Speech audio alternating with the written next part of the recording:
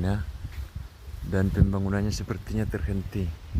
Yang ada di Tarabunga, Balige. Ini dulu perkampungan dari Tuan Gutar pertama sekali.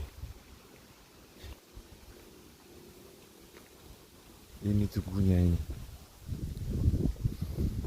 Ini akan jadi tugu, salah satu tugu yang paling epic nanti di Balige. Yang tugu Batak yang paling mantap nanti ini salah satunya. Ya, kelilingnya penuh dengan ornamen.